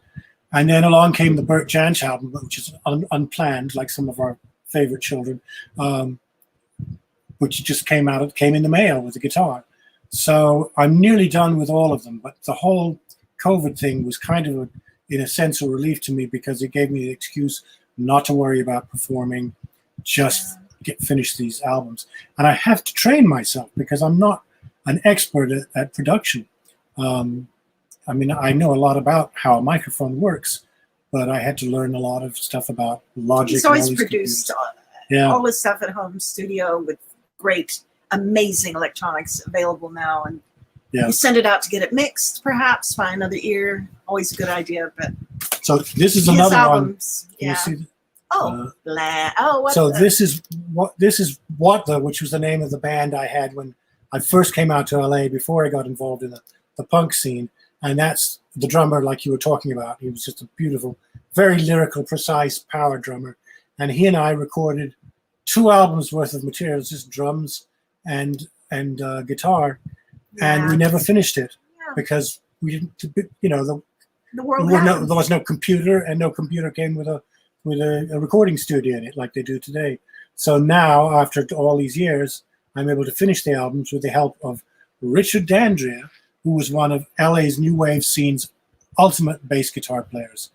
And he was too busy at the time, but he's been mailing in all his parts, and he doesn't slop them out. I mean, he phones them in, but man, he's such beautiful bass guitar parts he sends me for this project, which has been haunting me for all these years. That is We're getting older now. Yeah. We're on the downhill side where we need to finish up stuff. And my friend, I have a friend in Italy named Luca, and he's a student. He's going for his PhD in philosophy. I met him at the International Lawrence Durrell Conference, and then we learned we both love Bert Jansch, and so he's going to take one of the albums and he's going to mix it and master it. Oh, that's cool. That's so just ADHD. It's we've lived with it throughout our because of the ADHD. I didn't finish it, but now because of the ADHD, I have type 3 ADHD, which is it's called overfocusing. Very hyperfocusing. Yeah. Is that the same as overthinking? No. What's the It could be difference? overthinking, but not me. I don't overthink. No, you have to tell him to get up and walk around a little bit. Yeah, sometimes. Yeah. I mean, if you need a report done, and it's going to take till 4 a.m. to do it, I'm the guy. Yeah. I'm the guy. Yeah. It's sort of a hunter mentality. I see it. I'm going to get it. You work well under pressure when there's a deadline? I guess so. Yeah. Yeah. And 4 o'clock in the morning is my stomping ground. Do you procrastinate? Yes and no. I mean, I procrastinate with things that I should. I have left undone those things which I ought to have done, and I've done those things which I ought not to have done, to quote the Episcopal literature. Are you a perfectionist? No. I abhor perfection. Either one of you perfectionists? No. That's good, right? No. That's for Apollonians. We don't do that. Apollonians. It's leave it behind. There's a lot of people who are, and yes, there are. It gets in the way. It gets in the way. It gets in the way. When I record, the first attempt I do it is when I don't know what I'm doing. I record when I don't know where my voice is going to sit, don't quite know what I'm going to do with the guitar, and usually it sucks. But every once in a while, it comes out brilliant. So I always try that first, So are you hard on yourself, or you give yourself room to breathe and create and make mistakes? Mistakes are fine. I don't care about mistakes. I'm tough on myself because we do our homework. I do my homework, obviously, because I don't show David. We don't take the work out. Which is the next step for me. Which is getting close to the next step. But I got to finish my work first before I can take it out. So we're stubborn. Yeah, but I wouldn't call myself a perfectionist. No. But you have certain standards that you want to meet before you'll share the art with the world. It's got to be good. It's got to be good. And it's filled with power. I love power. It's got to be good. It's powerful. Powerful, strong. It needs to obey its own rules. How do you determine the good part, considering obviously everybody has their own filter and thought process on what's good, what's not good, what's great, what's not great. Just you could look at it, we could all look at the same thing, and everybody has all these different opinions and thoughts and feelings and emotions attached to that one piece of art, whatever it is, music, sculpture, performance, anything. Yes. How do you measure what for you is good or good enough? Well, I've done a lifetime of listening, and I listen to see what I like. And what is it I like about it? And what I like about it, I examine that as good. And it gets tested. It gets road tested. You play it at different times. You see how it affects your life. And maybe suddenly you see that what you thought was good really is fraudulent. And what you thought was uninteresting suddenly becomes brilliant. So it's a lifetime of evaluating work that comes your way. And so you cast yourself against that. And living life, the moments and the experiences shape and or tweak or fine tune or change so much of it for us, right? What you thought of 30 years ago might not necessarily be today. Not necessarily, but in a way, it goes back 30 years. It goes 30 years. I taught myself because the word. You had this guest, Paul Zola. Yes. A couple of weeks ago, he was on the show. Yes, and he has this marvelous book, the the Songwriter's Bible. Right? He's amazing. That was not available to me. So I taught myself with a series of books: Rock from the Beginning by Nick Cohn, The Sacred Wood by T.S. Eliot, Aspects of Key to Modern British Poetry by Lawrence Durrell. But books like Zen and English Literature by R.H. Blythe. And to get to the heart of what these people were talking about, that's where I determined what good was. And I had to find my way of getting there too. Does that work the same way for you, Gita, as well? Do you think in those terms as well? Is that how you follow it along? Yes, I think so. I had to read, I mentioned reading the book that's yourself with visual art. You need to turn on the faucet and do a lot of it. And then see where it's going to take you. That's how it becomes your hand, your mind and your way reflected in what you do. So when I'm looking at other people's art, kids' art, adults, they maybe you guys don't realize that you're looking at flowers. I mean, you're looking at things of great beauty and importance. There is something that an artist has that isn't going to be something everyone has, and that is poetic tension in the work. But a work created by someone, like a growing flower, you would never step on it. It's incredible to me. I tell kids when I go in, I said, kids, you're going to hear me talking now all the time. I'm going to walk by every one of your desks and I'm going to say, I love what you're doing. And I mean it. I said, I only have one rule in the classroom. Please, please, please do not tear up your work, because that cuts me. That hurts me too much. Don't tear it up. If you want to tear it up later when I'm gone, go ahead. But every work that is,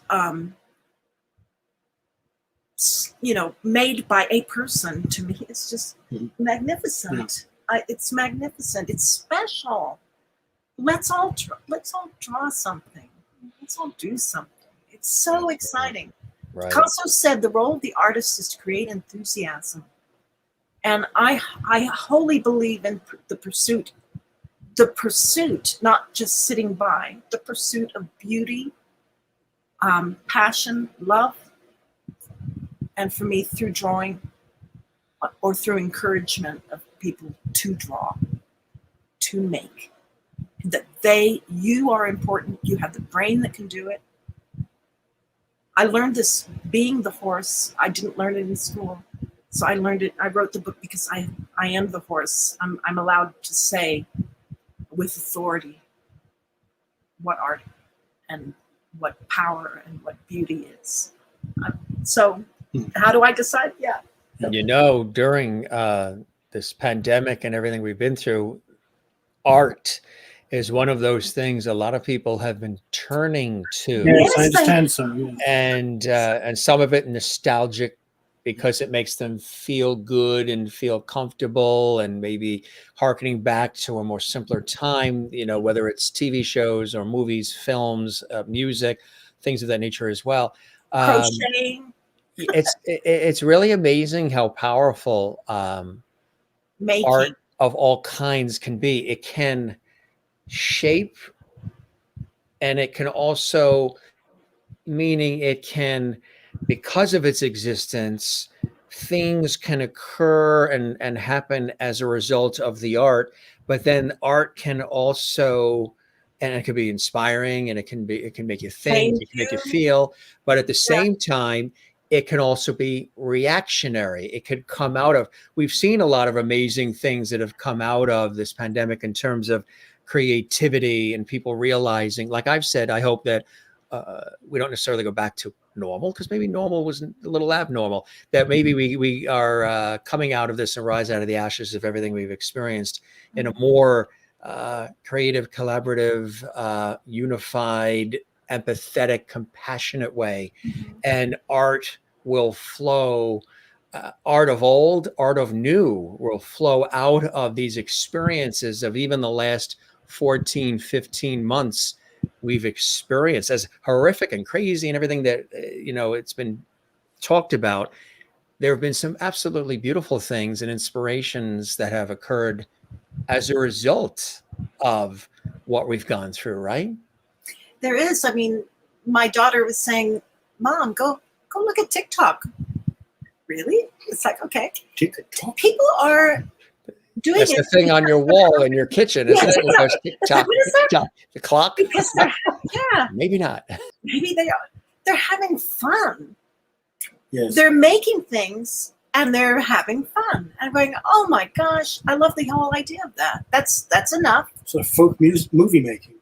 Folk music, yeah. Your programs, we can talk. I mean, Jim, we can talk to all Alessandra has crocheted a lot since the pandemic started. It's so Really? soothing. crochet. Welcome, Alessandra. Good to have you here, and Allegra and everybody. Yeah, crocheting is amazing. People. Gardening too. I'm a green thumb, so I'm always out in the yard. That's very artistic as well as therapeutic. And I don't just throw the plants in and then I'm moving them around based on how they're responding to light and to the environment. Okay, that one's not working out over there. And the way those colors are sort of spreading out, I'm going to move that over there, and I'm taking the colors that the flowers and what have you are bringing, and it's constantly a palette for me. I'm moving them around, so not only do they grow in a more healthy, vibrant way, and they're more productive, but also at the same time, the result, as far as the visual nature of the gardening, is pleasing to the eye as well. And it's very therapeutic because you're taking something that's depending on you to fertilize it, water it, give it a good home, which is the soil and the sun and everything. And it will pay dividends, whether it's flowers, foliage, vegetables, fruits, whatever it is. And during the pandemic, they said gardening was actually one of the biggest hobbies that people were engaged. They were getting their hands in the soil and getting connected with the earth, because it's something in a way that maybe they felt they could, make a difference. And maybe there was a sense of control in that as well. And everything else seemed out of control a little bit. But gardening too is something that I don't see as just a thing. I see it as an art form in many ways as well. I think so. Yeah. Yeah. What a world. Yeah. You walk As through an architect, of course, it would. An architect of the garden. The botanical gardens, the rose gardens. I mean, the time and attention that they put in making sure that, things are sort of flowing in such an incredible way. I think is incredible. Alessandra says, I planted wildflowers I got from my mom's house, and they are slowly taking over my front garden. I love the purple of the wildflowers. Say, yeah. Color comes from so many things in life. What are the things that continue to inspire and bless the two of you? Obviously, I was watching the two of you when we were watching the video, and I loved when GITA was putting her head on your shoulder. There's definite love and affection and respect. Watch the cameras were live. We liked it. No, there's a love, there's a deep love, an admiration, and a respect for the individual as well as the collective. And that's a beautiful thing, isn't it? What were you going to say? Oh, I'm just saying. Yeah, thank you. I know. Well, we love our chutters, as our daughter used to say when she was little. We love each other. Our chutters. We have a joke for every year, and some of them's like, well, we've been married 39 years, and so that's about 26 years of wedded bliss. Yes. And I always told my daughter, I said, be sure and marry for looks. That way, when you're really angry at them, they're cute. I don't know what to make of it. He's checking out on that one. Alessandra says it looks like they inspire each other, and it really does. You do inspire each other, right? We really do. Yes, we do. I don't know what we would do. Yeah, well, I need David. I need him, and we do. And we need each other. Yeah. It's a beautiful thing. Well, you guys keep creating, keep sharing. If people want to check you guys out in terms of where they can find your individual material, where can they go? Our websites. Yeah, you can always just search GITA LLOYD. And I actually show up everywhere. So just put the name in, GITA LLOYD. Yes, it's GITALLOYD.com. It all comes up. DavidNigelLloyd.com. DavidNigelLloyd.com. We're around and we've talked to you. Maureen says, I love how you love each other. Such a rare thing these days. Oh, Maureen, thank you. In South Africa. Maureen is in Arizona, and Juanita. Oh, in Arizona, where it's so hot. Oh, yeah. Juanita's in South Africa. Such a wonderful conversation. Thank you for sharing your time with us. And Christine in North Carolina. Such wonderful stories, GITA and David. Thank you both for your contributions. The arts are IMP. Absolutely. Yeah, you got it. The arts, music, and shows like Jim have saved us during our pandemic days. Oh, Jim, inspirational conversation. Yeah. Thank you for talking about the arts. Thank you for asking us, everyone. My pleasure. A good example of a happy married couple. Thank you. Very nice. So this was really amazing, and I can't believe we talked for an hour and 40 minutes. It doesn't feel like it, right? No. Amy, who's a poet, there's another art form. Amy, great conversation. What a great couple. Yeah. Sherry Larson says, thank you for a wonderful evening. Thank you for all you do for the art community. Well, we could all be friends. You're our community. That's what it's about, right? Yeah. That's what it's about. And that's what we created here on the show. I mean, this is, like I was mentioning to you guys, this is an extension of my professional work in TV and radio, and flipped the lights on a year plus ago, rolled with it, and said, we'll do easy freestyle conversation, take it wherever it takes it. I think people will be inspired and moved by it. We'll throw in some levity, and that's the way it goes. And the levity. What's in the corner behind there? I love talking. What's in the corner behind there? Oh, it's a guitar. Yeah, what is that? That's a guitar. Yep. And let's see. We've got. Yep, that does. Yeah, that does. And I'm trying to see if there's other things here. It's kind of a funky set. This is. I love it. That is a bronze saxophone player. Ooh. Right there, kind of see that.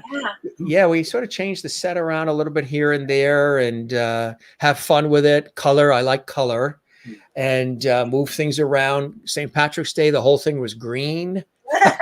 I had a green hat and Irish again on my father's mother's side, and a green sweater, and we did this whole thing. All red Valentine's Day. We had Christmas trees for Christmas. I like to have fun and dress it all up and create. And I use some of my TV background to throw it in so it looks semi good for everybody. Amy says, the best show around, saving grace for the pandemic, have made great friends. Thank you, Amy. I appreciate that. Allegra says, Thank you, Emma. love you Allegra. guys. Yes, we know Allegra. Hi, Allegra. And Mary in Florida, one of our faithful Mary. ladies. Thank you for sharing your talent, Gita and David. And she's in Pine Island, Florida. Beautiful place to be. Wow. We used to live in Pine Flat, Keep California. the arts alive. Did you? Yes. Yeah, Pine Flat. And Alessandra says, my Oh. 14-year-old plays the flute, piano, sings, and plays classical guitar. She loves music. Because change. Oh my gosh, what a wonderful gift to have. You guys obviously love inspiring young minds too, don't you? Oh yeah. I wouldn't have thought so, except that I've done it and I really like We it. love it. The babies, we all love you. Oh Yeah. my gosh. Yeah. Well, thanks so much for joining us, guys. There was somebody who, and again, folks can go to the websites, learn more, get the material. The book is there. You're amazing people and full of love and light and levity, as we say here on the show. Somebody who's sort of my sidekick was also watching. He just wants to send his regards. He really enjoyed the conversation as well. George Burns is with us. Oh, We listen to Burns Down. we listen every Radio. night to the Burns and Allen show. Yeah. Right. Oh my God. And remember, he played God. in the Yes, movie. thank So- God. Well, nice to meet you, God. As I said, we got God on our side. Hey, man. Not too shabby. You're not shabby there, Jim. That's it. Well, I hope you guys enjoyed yourself, and I hope the show met whatever expectations you had, and you enjoyed the time yes. with me as much as I have with you. Well, it's just That been was nice our to meet you, expectation, to and have that's an what- enjoyable conversation. I love conversation. And we have our mutual friend, Allie England, too, who's extraordinary. We love Allie as Yes. well. If she's I've watching known her this. since she was 16. You've Yeah. known Allie since 16? Yes. Tell us about that. How did that? Well, when I first came back to Los Angeles to be a rock star, because I did have an electric guitar, we did most of our rehearsing at a church, which we'd all been to when we were younger. It was our church. And Allison was one of the parishioners. Her dad, is a leading expert on African music. That was his specialty. But I think he was the dean of music at Cal Arts. So she comes from a very educated family. But she had this habit of jumping on people.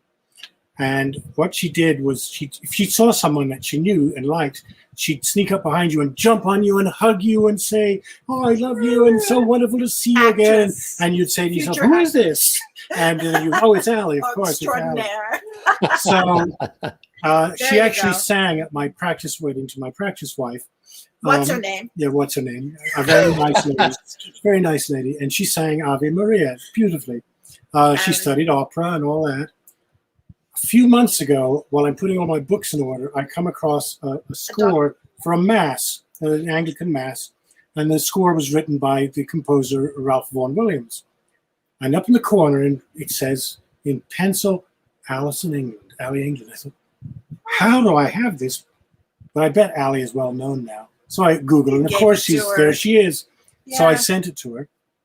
Give it back. Her And score she wrote when we she was began, a kid. yeah, so we began to She talk needs to about have it. what Yeah. we were doing. And one of the things I'm working on now is it's called Assassin A of Venus, rhyming? a rock operetta embedded in a verse drama.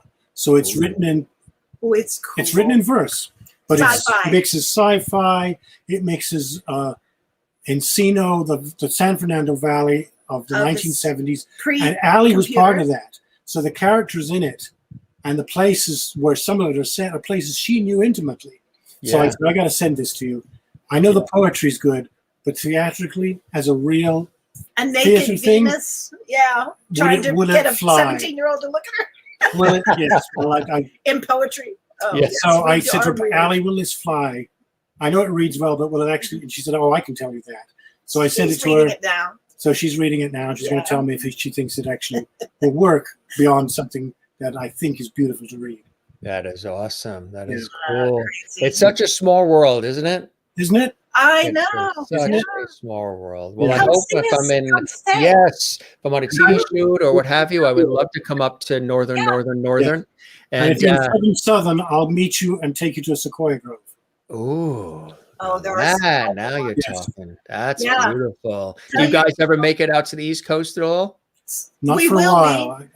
Yeah. I played in New York and then Northampton back in 2009, and I Sure. was going to come out again. And Gotta go I've out got to friends Toronto. out there. And, Yeah. Up yeah. to Toronto. Yeah. Well, hopefully, yeah, the trains will meet, and I look forward to that. And let's definitely stay in touch, Yes. gang. You guys are phenomenal and a pleasure to converse with here on the show. And thanks for Okay. all that you've done and continue to do, to inspire us through your art, through your talent, through your heart Yeah. and soul. And That's what we we do. wish you continued blessings and good Thank health, and keep creating, okay? Okay. Thank We you. do and will, and lovely to talk to a compadre, a worker of love. Thank The you. pleasure is all mine. Now, as I say to all the guests, go stretch those legs. Yes. Yes. I'll make it take me out to dinner. Oh, that's right, because it's 9:48 p.m. Eastern here, but for you guys, it's It's still only 7 here. dinner time. Yeah. And all I have Yeah. to do is put on some pants. But You getting hungry now, David? Stomach is yeah, yeah. Dinner time. dinner Dinner time. time. Well, you Love have a good guys. time and enjoy, and we'll chat again down the line and spread the word about our show. We would love it. We will. Okay. We will. Definitely. Absolutely. All right, take care, guys. Very nice. Bye-bye. Bye-bye, Cheers. everyone. Bye-bye. GITA and David, they are amazing, aren't they? And again, if you want to learn more, you can go to GITA's website, GITA Lloyd, GITALLOYD.com. And David, of course, David Nigel Lloyd. You see it right there on the screen. Let's bring it up. There you go. There's the spelling of the names for you. And check out all their material. They're absolutely amazing. Really great conversation, right? Good way to kick things off as we've returned from our Independence Day vacation and celebrations, which went extremely fast. But boy, did we have an awesome time up in the beautiful White Mountains of New Hampshire. We love New Hampshire. We love New England. And had such a beautiful time. Very inspiring there as well in New Hampshire, especially when you're 6,288 feet up in the air. You can basically touch heaven from there.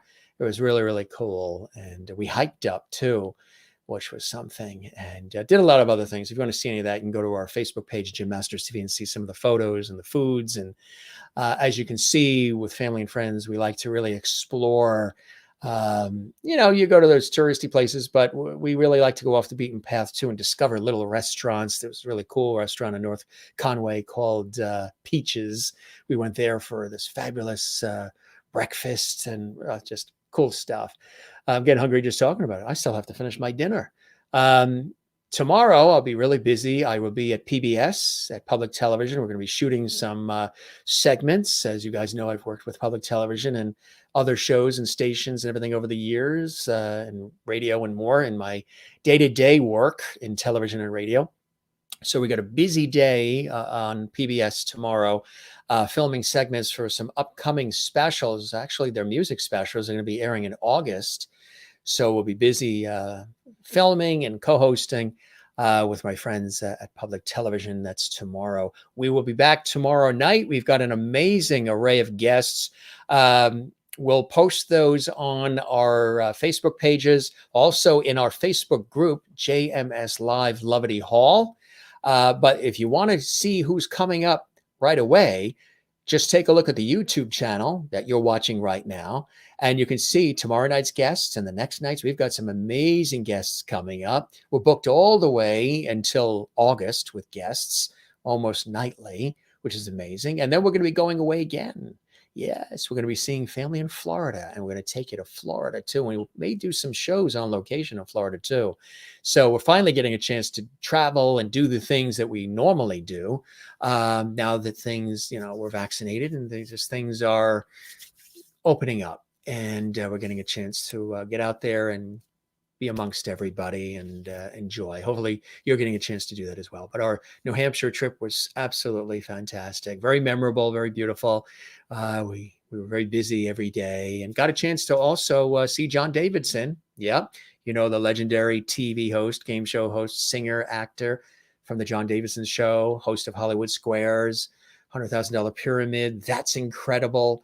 And prolific singer, songwriter, actor. When we were in New Hampshire, we visited him, and we had a glass of wine with him and other friends too, and it was really cool. We visited him at his new venue, Club Sandwich, in Sandwich, New Hampshire. Get it? Club Sandwich.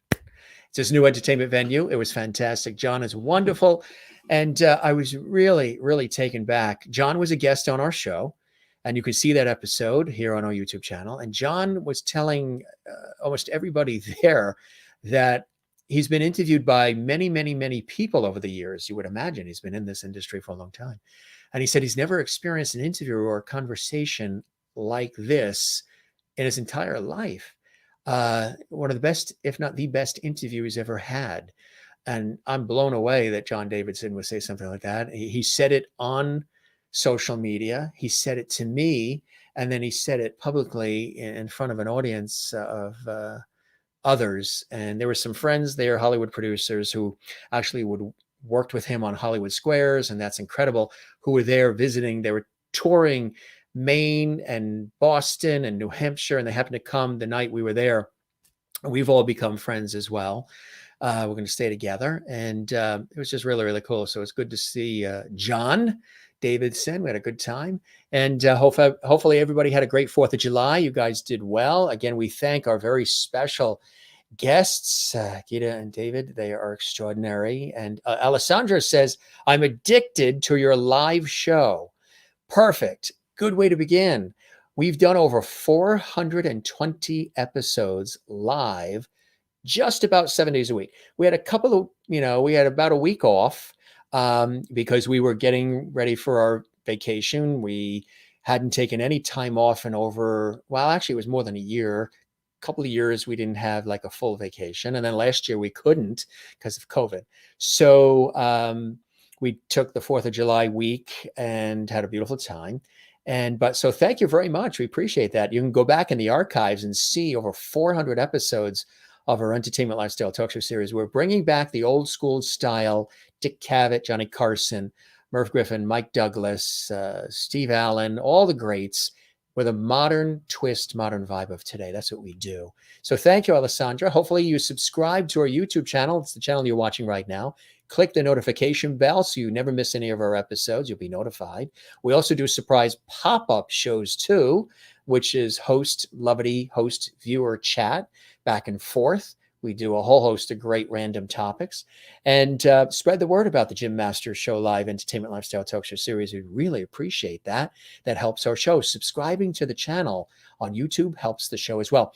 Don't forget, click the notification bell, but also give this episode, this video on YouTube, a thumbs up. YouTube really loves when you do that. So do we, but YouTube really loves when you do that. So if you enjoyed this episode or any of our episodes, click that thumbs up and drop a comment. I know you guys love to comment live, and we appreciate that. Comment also on the YouTube channel underneath this episode on the video itself. We would appreciate that.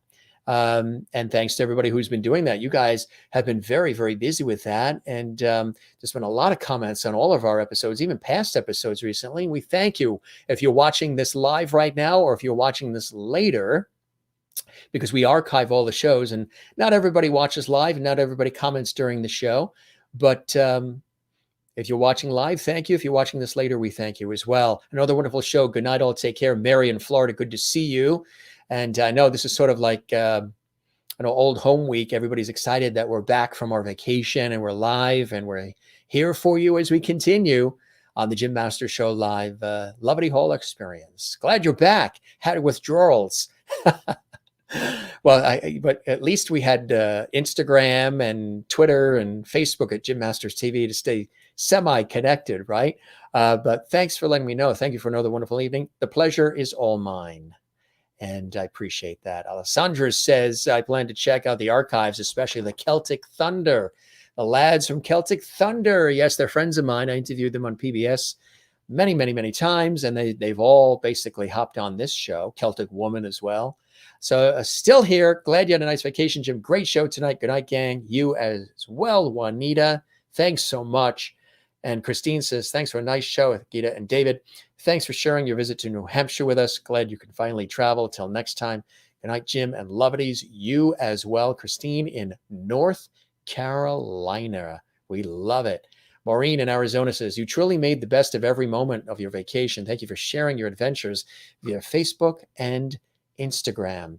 Thank you for coming along. A lot of people, I've been doing that for years, and a lot of people feel like they're virtually traveling when we do family vacations or quick excursions, or even if I go on, TV shoots and other projects, and sometimes I'll go off the beaten path, like the Death Valley. When I went alone through Death Valley, I posted all the pictures, and you guys felt like you were, along with me. I like to present it that way. Yes, they are a very amazing couple. I agree.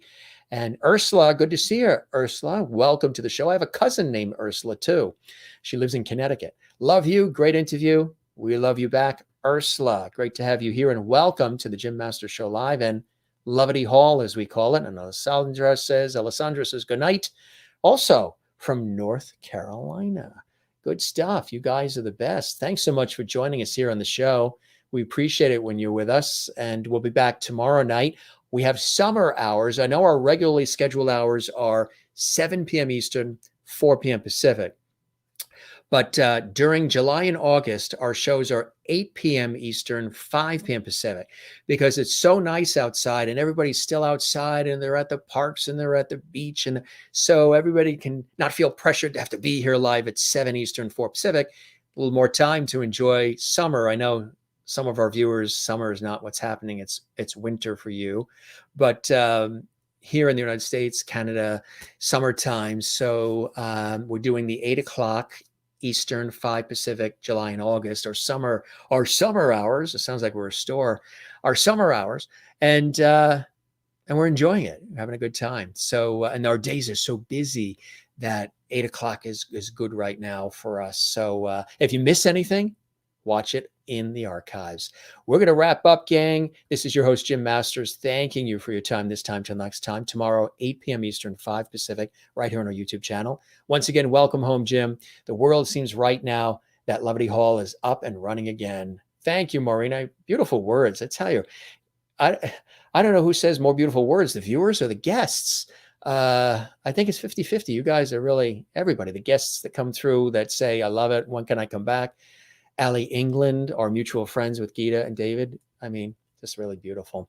The world is a beautiful place when you take time to notice. And if anything that we've learned about last year and everything we've experienced, we should take time to notice. Sherry Larson says, good night. Good night to Sherry as well. So your host, Jim Masters here. Thank you again for the time and attention. We'll be back tomorrow, 8 p.m. Eastern, 5 p.m. Pacific. Another great guest. If you want to know who it is, look on our YouTube channel. It's right there for you. We'll see you again soon, okay? Be well. Thanks for being with us and spending time with us here on JMS Live. Have a good night. Love you all. See you tomorrow. Bye-bye.